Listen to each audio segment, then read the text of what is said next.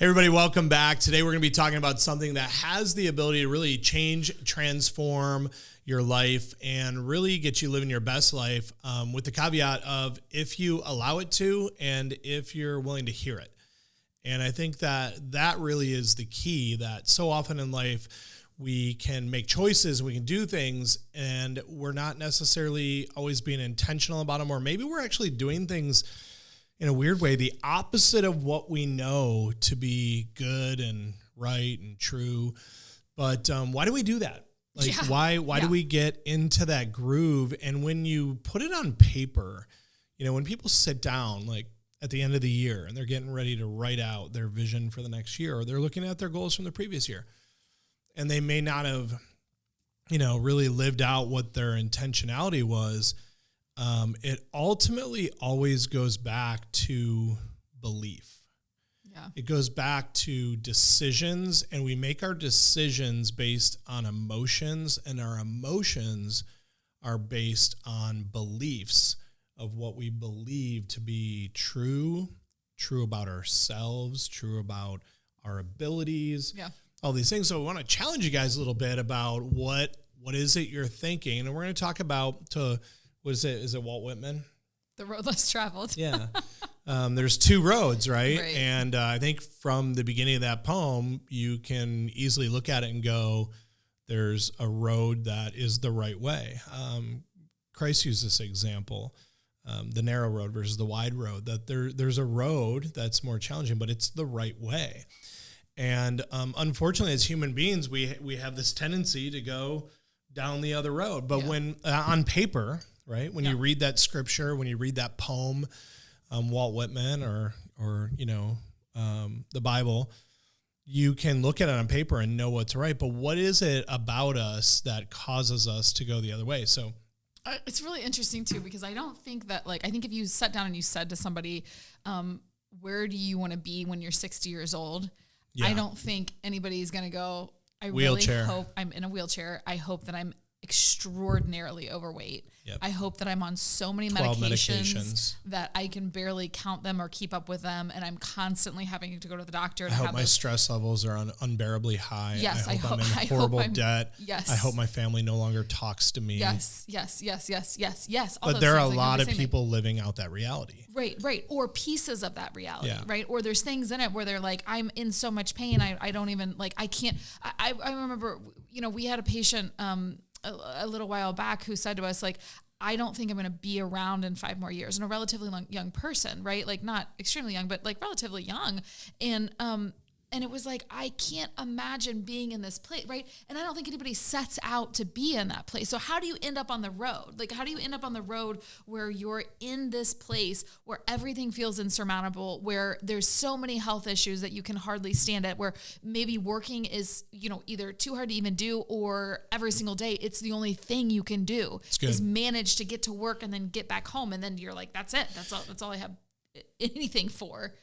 That's good. And before we get into the general concept of this, I think I just got a picture of this, is that these roads are not parallel to each other, right? We're talking about trying to get to a destination. Yeah. But if the roads were parallel to each other, then it doesn't matter. They just kind of go the same direction. They end up in the same place. And you could just pop over to one and pop over to the other. And pop over to the one. I think if I'm not mistaken, I think in Whitman's poem, the roads are diverging. Yeah. Right? Yeah. They're going apart from each other, and one's taking you into a very different place and very different location than what the other is. So I just had this mental picture of these roads are not parallel to one another. I think even in Whitman's poem, they're diverging roads, right? They lead to very different destinations. And what's interesting about that too is even when you do it, even when you're showing it, they start out kind of close together, right? Yeah. Did it feel easy when you were a kid to I'll watch our kids sometimes, and I'm like, dude, I couldn't eat.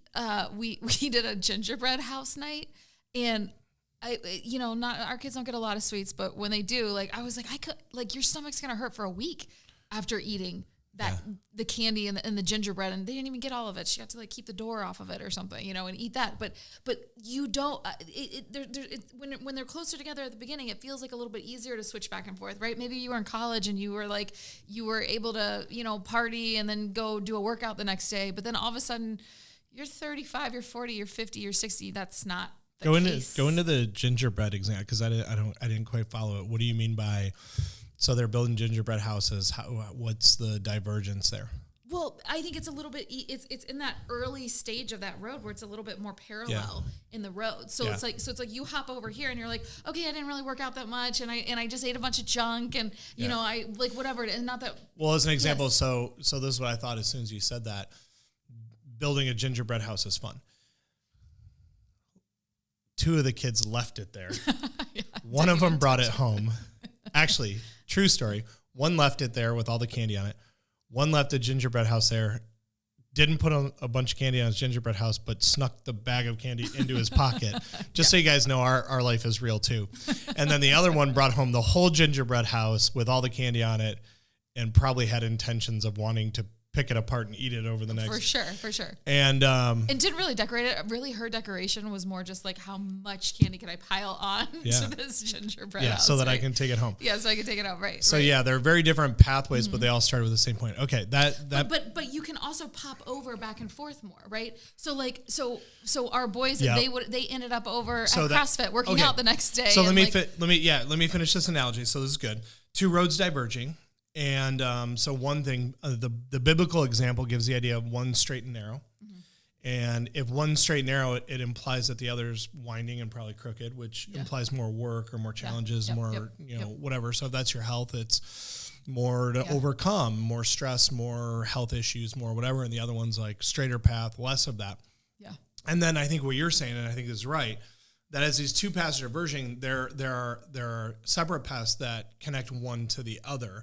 But the further you go down, the longer that path is that connects the 2. The further apart they get from each other, the harder it is to get from one road back to the other. I mean, it's a similar. So that's actually a brilliant point. Well, and what's interesting about this is that I remember I used to have this conversation. I had my coaches at my CrossFit gym that I owned for a number of years. We would sit down in team meetings and we would talk about, I'm like, listen, you guys are great. You're wonderful coaches. You know so much about the body and fitness and modalities and how you bring somebody to an elite level of fitness. I was like, but none of you have ever been in a position where you were, well, aside from one, but where you were completely unathletic and you were completely out of shape and you were very far from health, right? Yeah. And you were in this position where it's like, you guys have always been athletes. And so you're coming in and you got a 40-year-old person that's walking in the gym that's like, I'm terrified of CrossFit. I don't know if this is going to hurt me or help me or what's going to happen. Yeah. And we have to hold their hand through that process. I remember we would have days where like the CrossFit coaches who were in unbelievable shape and worked out more than your average person by 2 to 3-fold would like get a box of donuts every now and then. It's like, no, don't do that to the person who's been down the wrong road for 40 years and is just trying to like take that cut back. Yeah. So here's the concept of what I really want to talk about is it always behooves us, okay? Always. Always behooves us to be stronger, healthier, more alert, more intentional, more aligned in every way with the way that God designed our bodies to function. Absolutely. Always. There's never a point at which it behooves us to do the opposite of what God's intentionality was for our body. So there is never a scenario where more strength or more health becomes a liability. No, never. No. You can't, like, it's not, and that's an interesting, like another interesting piece of this is that nobody's ever argued against that idea. Like nobody is thinking, so then how do we get to the place? Yeah. Like, how do we get to the place where we land, where we're unhealthy, where things aren't going right? Because you're in the place, and even sometimes it's not like I don't want to paint a picture that every unhealthy person is unhealthy in every single aspect of their life. You know, like sometimes it's only one. Yeah, sometimes it's only one. And a lot of times for a lot of people, because you'll get these, like, you'll get a fitness enthusiast or you'll get a nutrition enthusiast or you'll get somebody that comes in the office and they're like, my health is great. And really, but they're having, a deficit in an area. And frequently our conversation is that, like, when someone asks us what's more important, fitness or food? Yeah, I literally just wrote that note. Yes. Yeah, like, let's get there in just a second because I want to keep going through this. Yeah. When you contrast how most people live, okay, this sedentary lifestyle, this North American lifestyle, gaining weight slowly. I think the average is 2.5, minimum like 2.5 up to 5 pounds per year after age 40. So say you're a 200-pound man at age 40, 2.5 pounds next year, minimum 2.5 pounds next year. So now you're 205 2 years later, 210 4 years later. And it happens slowly, almost unnoticeable. You start stiffening up, you're losing mobility, you're not getting adjusted by a chiropractor, you're eating whatever brings you comfort instead of, eating fuel. And you literally now can see two very different roads, right? Yeah. And this idea that, there's two roads, and this is the big metaphor that we're using, that we're always traveling down one of the two roads. Yeah. And and again, the totality of your life could be going in one direction, but every decision is down one road or the other, right? Every bite, every meal, every work, every day, every time you turn on the news versus reading a book, everything. And so decline happens by drift, but design happens by intention. Yeah. Right? Yes. That this whole concept of it's easy, things coast downhill. Yeah. Oof. Downhill as a metaphor for getting worse.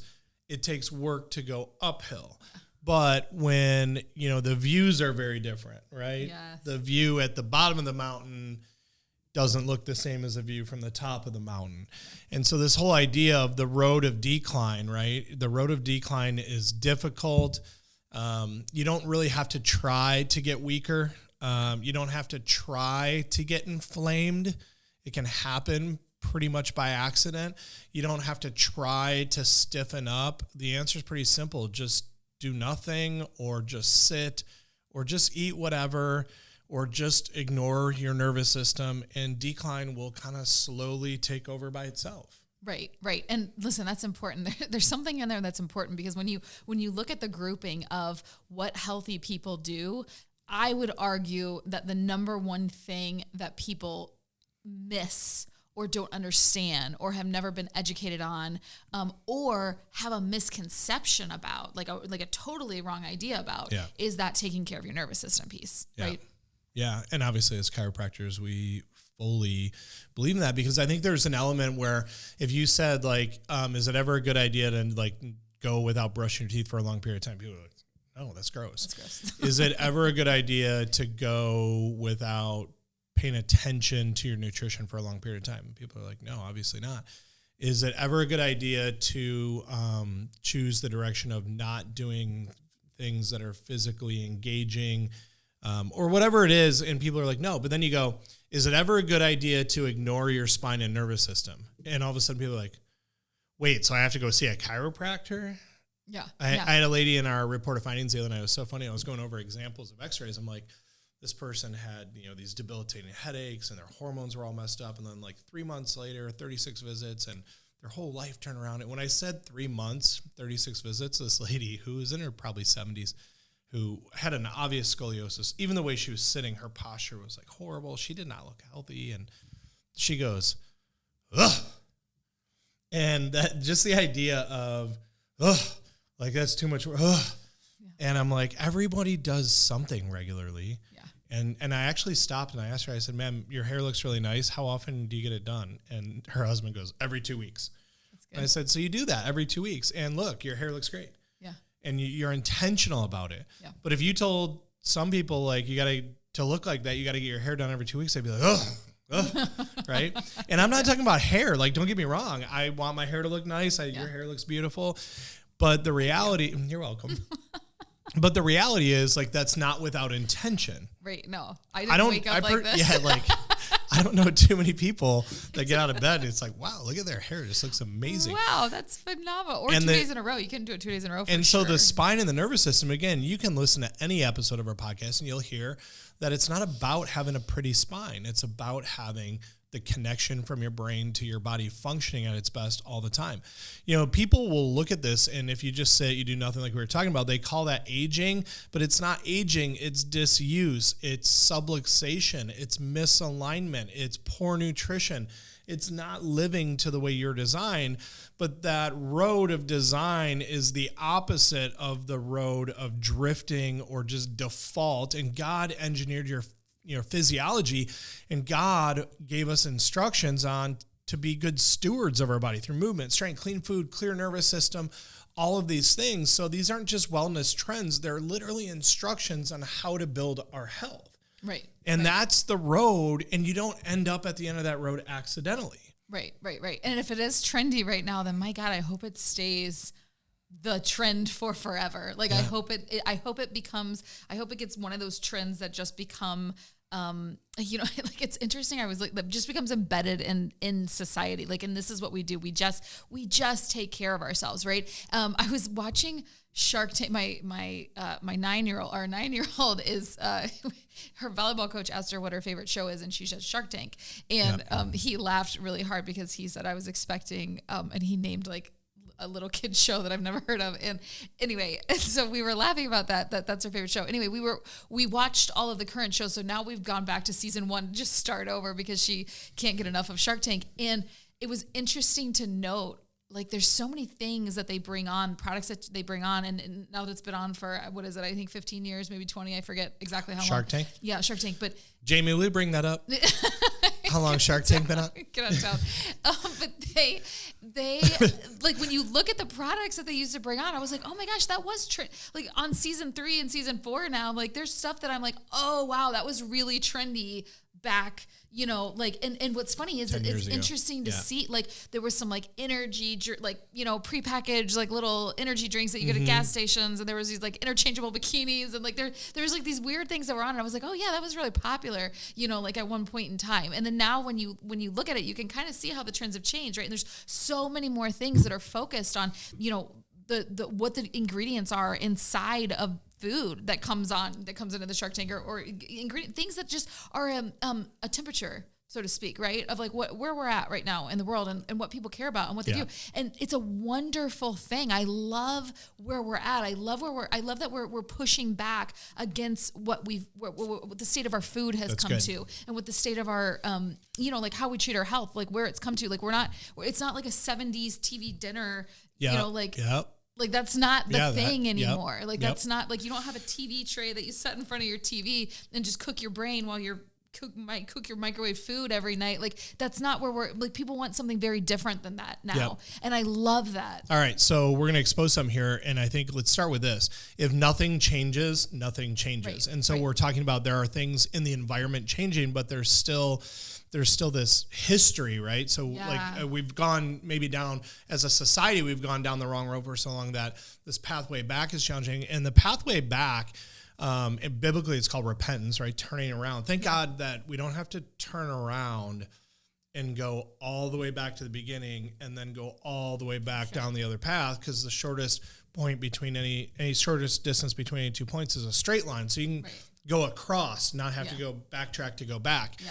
So this idea that nothing changes as nothing changes, if we keep living like our body is optional, like it's optional to move, optional to brush our teeth, optional to nourish, optional to align our spines, then we're going to keep getting the same, which is our health is no longer optional. Yeah. And your body's going to keep the score. So I want to expose the decline path, okay? Yep. So most people slowly drift the road of decline. We talked about this a little bit, but sitting all day, gaining a couple pounds a year, sleeping poorly, living on caffeine, eating for comfort, never getting chiropractic adjustments, feeling tired but calling it normal, feeling stiff but calling it age. Yeah. And the thing about decline is it never feels urgent until it's irreversible, or you're so far down the road that the distance apart equals the distance that you went to get there. Because as they go further apart, eventually the distance between the two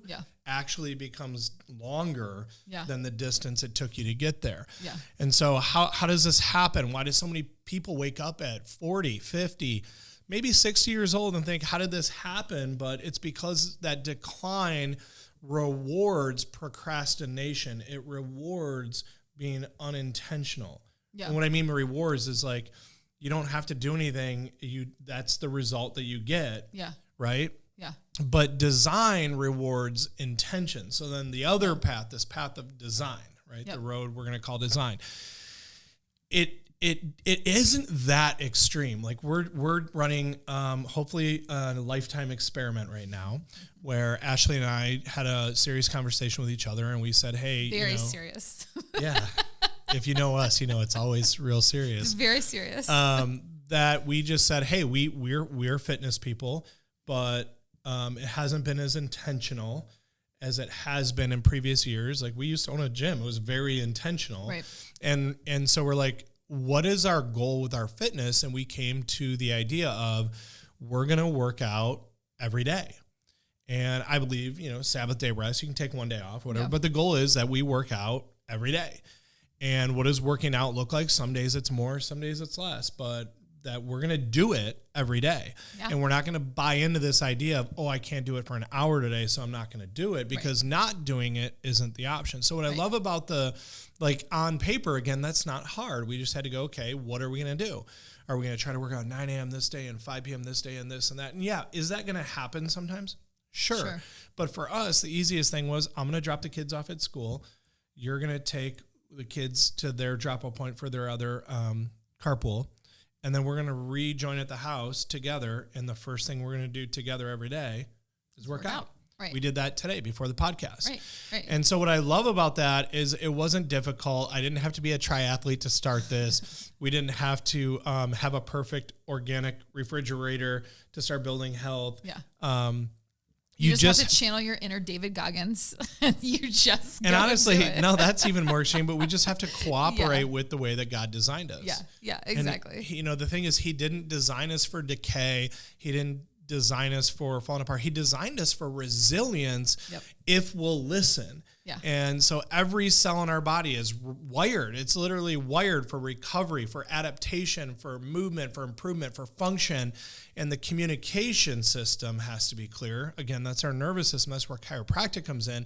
We got to have a spine that's clear, vertebrae that are moving, nerves that are functioning. And this is why getting adjusted matters even when you feel fine. Well, and I think that this is where to me is foundational, because I truly understand that there is a linchpin to the whole thing. Like if you're like, I tried to go down this road and I just couldn't do it. Like and believe me, there's times where you just need to feel like you won in the journey. And I've had this conversation with you many times, like during a workout, where I'm like, today I just need to feel like I'm going to win. Yeah. And tomorrow you won today. Yeah. Right. And tomorrow might look different, but today it's like, it was me versus the couch today. And guess what? Or me versus sleeping in longer. And guess what? I just needed to win, that thing that day. But there's a linchpin to, in my opinion, how someone can effectively do this for their whole life. And I don't understand how anybody could get down this road and really express the fullness of their health and their true potential without a regulated nervous system, without being under chiropractic care.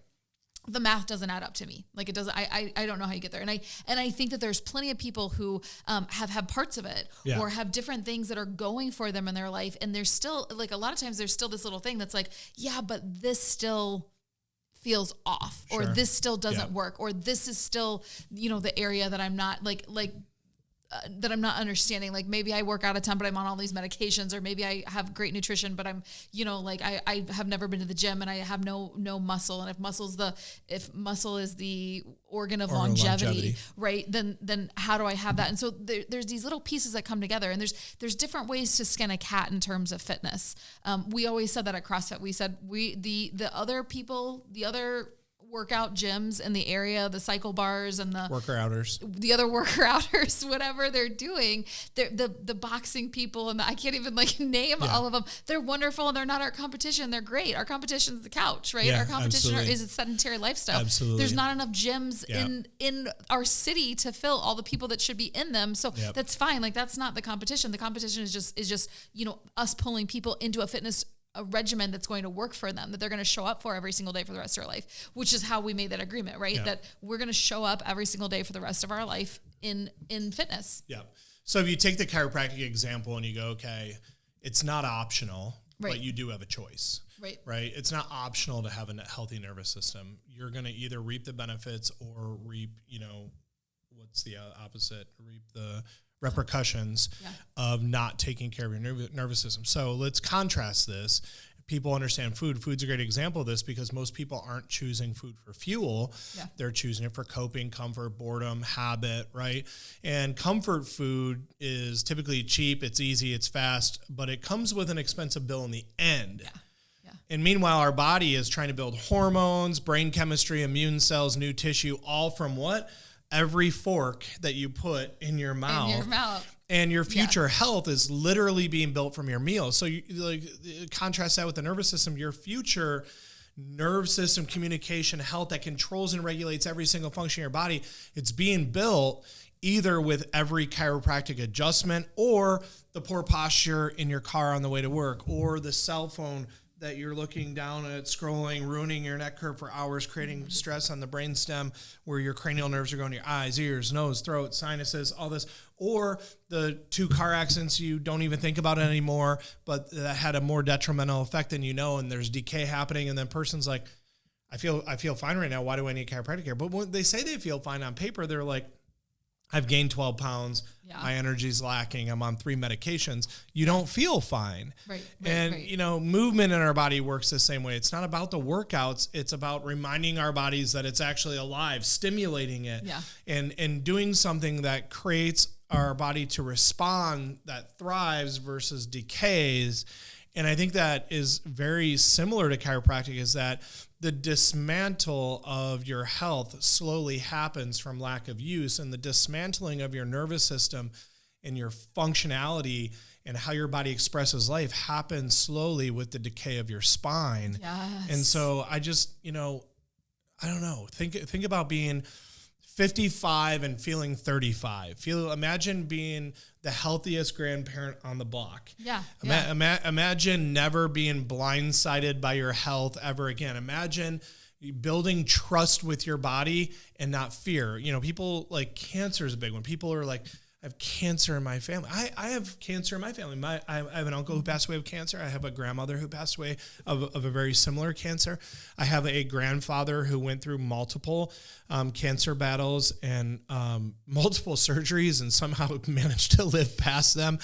But my future, I don't associate that with that. My future is not luck. I'm doing something entirely different with my life than my uncle did, So my one uncle lived a very healthy lifestyle, never got adjusted. His spine was terrible. And when he saw his own x-rays, he looked at him and said, that's it. That's why I'm not getting better. My grandmother loved Diet Pepsi. Yeah. I don't drink any Diet Pepsi.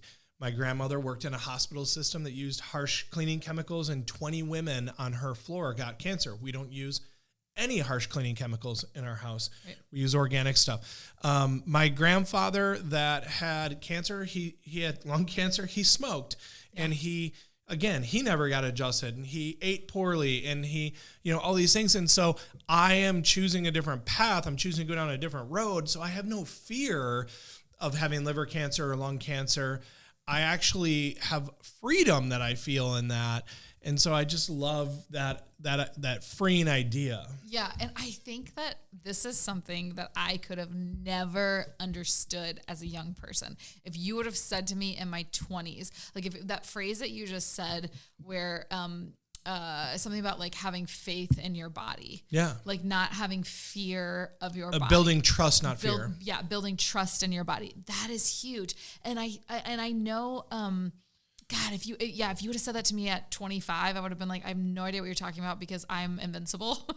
Yeah, youth is wasted on the young. Yeah, 100%. Like I would have been like, what are you talking about? That doesn't even make sense. Like, okay, move on, right? And after some years under my belt now, I absolutely understand what you're saying when you say that, because there have been instances in my life, and I don't think I'm alone in this. I think if you've lived, a number of years, and some people have experienced this in their youth, and some people it's taken some years to get there, but there's some different points in your life that you might have experienced where your body failed you, right? Or you felt like your body failed you, where you felt like my body should be doing this and it's not. and what's going on here and why isn't it working and is it broken or is something wrong? And thank God that I've been married to you for this long, because you have been a come to Jesus for me on a number of occasions where it's like your body is never broken. You were created with literally in perfection.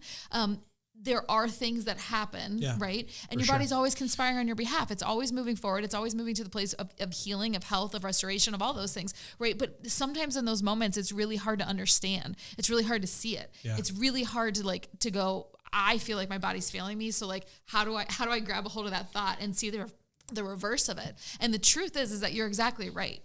Well, crap happens. I could step out into the street if I didn't look both ways and I wasn't intentional. I get hit by a bus today. That has nothing to do with my health, but it happens. I was listening to the great biblical scholar Justin Bieber recently on a podcast. Justin's came to Jesus and he said something. Somebody was talking about something he said, and he quoted scripture. He said, "It rains on the just and the unjust." Yeah. Like bad stuff happens. That's a promise in this world, because this world is being ran by the enemy. Right. And so there is bad stuff that happens. That's not what we're talking about. We're talking about taking authority in the areas that you do have control over. Yep. And listen, this is actually socially, or not socially, historically, this is actually very interesting, because there is something that is, for lack of a better word, trending right now, but it's because of historically what's happened. So if you go back, you don't have to go back very far. You can go back to probably the 50s, right around the 50s. And it was before, anyway, so if you go back, organic food wasn't called organic food, it was called food. Like pesticides weren't being heavily used yet. GMOs weren't really a thing at that point. Right. Fitness was called work. It's like you went to work every day, you baled hay, I don't know, like you farmed, you did, like most people worked physically. Yeah. So fitness was like just inherent in life. Eating was more natural. Fast foods, trans fats, these chemicals weren't on the scene yet. Posture.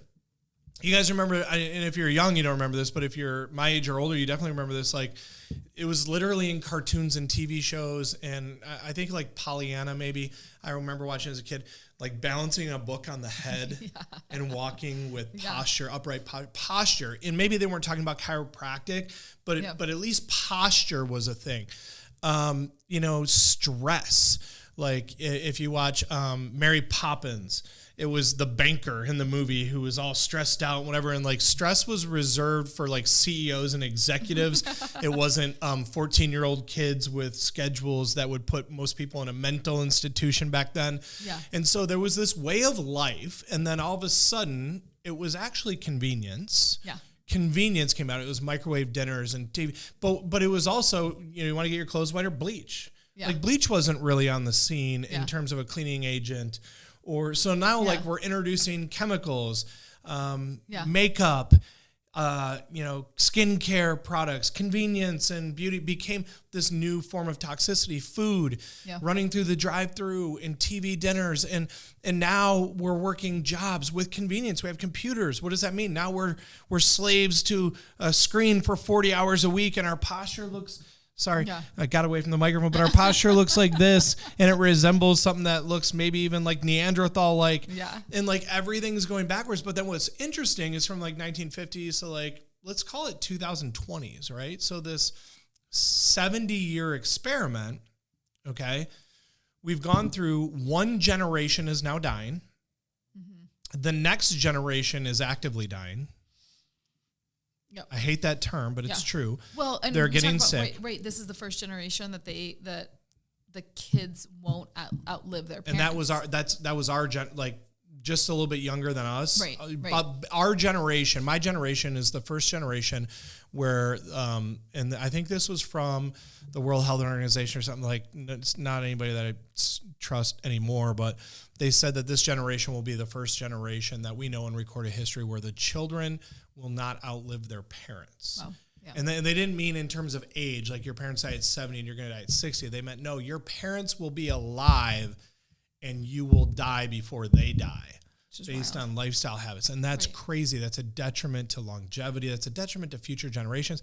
But what's interesting right now is you have this new generation. Let's call them the maybe late teens to young 30s. Yeah. And this generation is obsessed with fitness.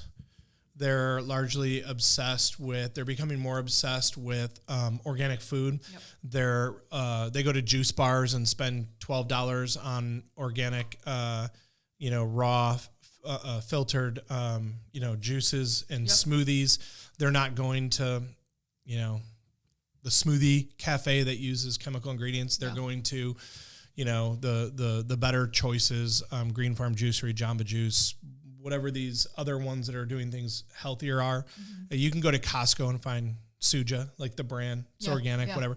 But this is also the generation, I just heard this one, this is weird, but I think that people largely started getting away from like more orthodoxy in church and like the reverence for things like sacrament, baptism, communion, right? Like the reverence of it.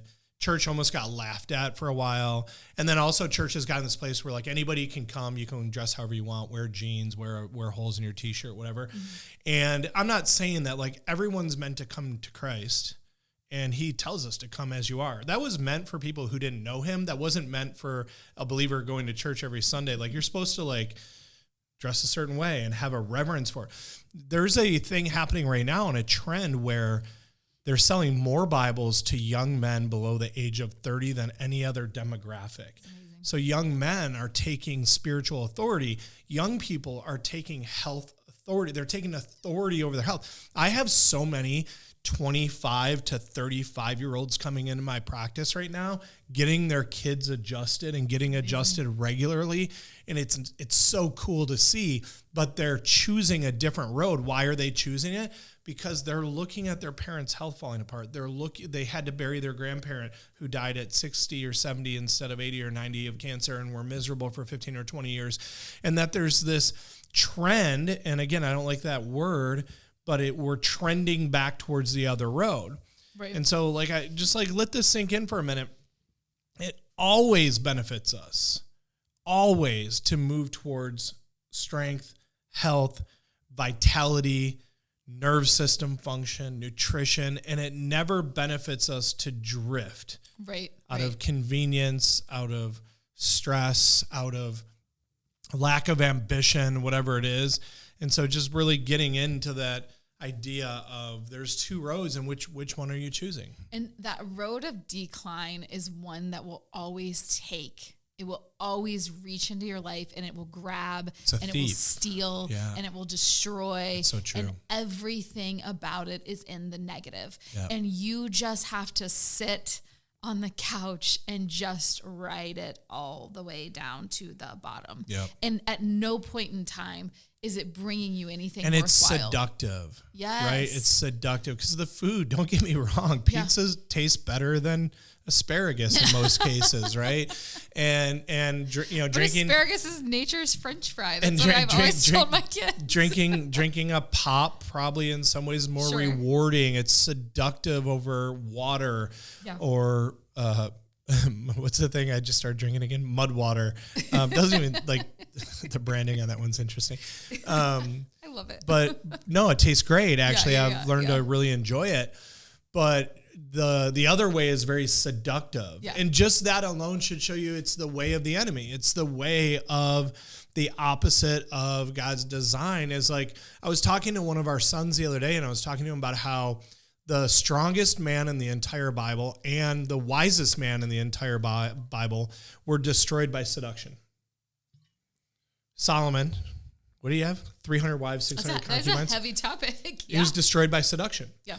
And the strongest man in the Bible, which was Samson, was destroyed by seduction. Right. And again, not in a sexual way, but everything that pulls you away from your calling, from your purpose, from your design, it's seductive. Right. It is. It's so seductive. And the road of design gives. It's like this beautiful thing that bears fruit. Well, and the weird thing is, but you're actually, in a weird way, you're actually like, I don't want to seem heretical in this. It's from God. Okay. The design's from God.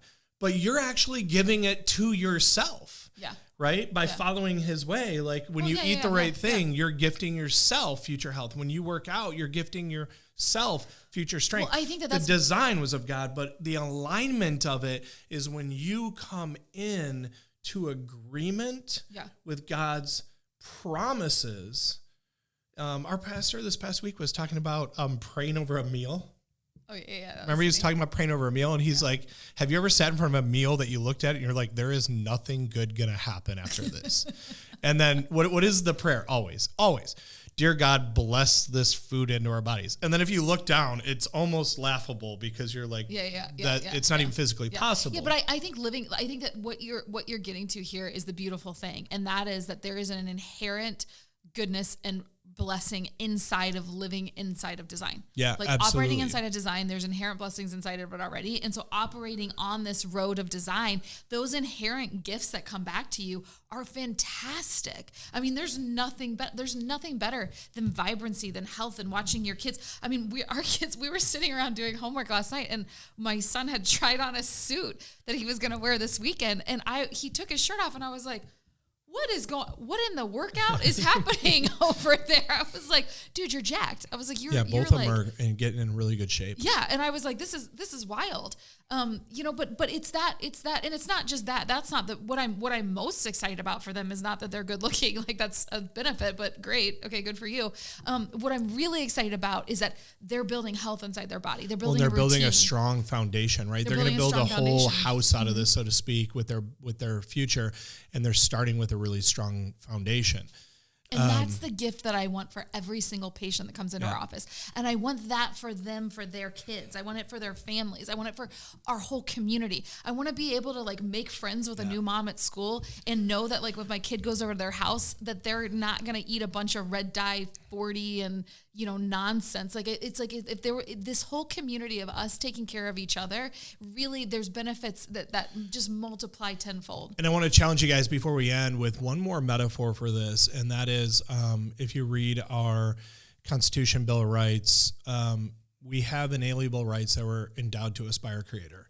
That's what the document says, that there are certain inalienable rights that we believe were endowed to us by our Creator.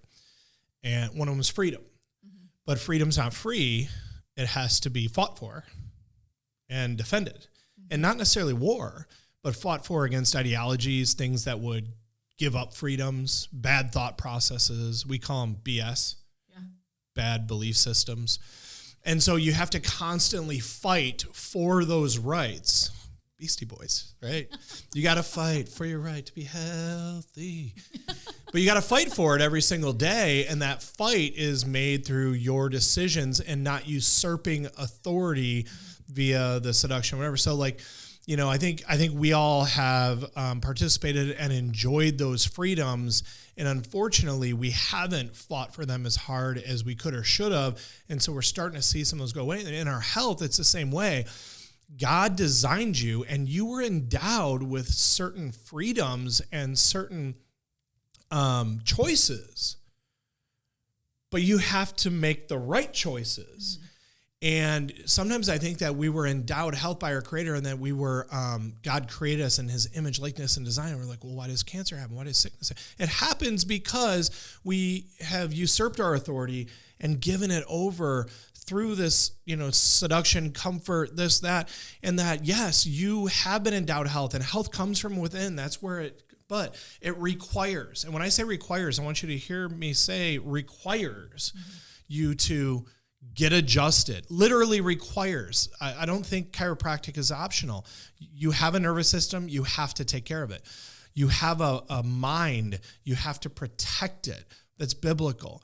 You have cells that need food. You have to feed them health, not poison. You have a body that requires healthy stress on it to stay strong and grow, and you have to put that stress on it through physical exertion. And then you have a body to protect, and you can't expose it to, synthetic, man-made, not God-made chemicals and interference and all this stuff. So, shut off the news. Shut off the news. Shut off the news. Make a rule in your family. We don't go through drive-thrus. It's really that simple. We don't eat through a window. We don't eat through a window. Yeah. Shut off the news. Don't eat through a window. Move every day. Sweat 30 minutes every day. For God's sakes, get adjusted. Read a book. Shut off the TV. And lastly, avoid the things that the people that you look at and you look at them and they're not a model for what you want in your life. Just do the opposite. Right. And that's the road we're talking about. That's the road of design, not decline. That's the road of intention and not drift. That's the alignment of function and not the misalignment that leads you towards losing clarity and function and focus. And really, it's the path that God built for you, but you have to choose that path. Absolutely. And if you're in Cincinnati and if you want to come visit us, go to our website. It's alignhealthcenter.com. You can call us. It's 513-777-7575. And if you're not in the Cincinnati area and you want us to help you find a chiropractor, we're happy to do that. Go ahead and send us an email from our website right there at alignhealthcenter.com, and we will help you find a corrective care chiropractor near you. Absolutely. We love you guys. We'll see you next time. Stay aligned, stay intentional, and stay on the road of design.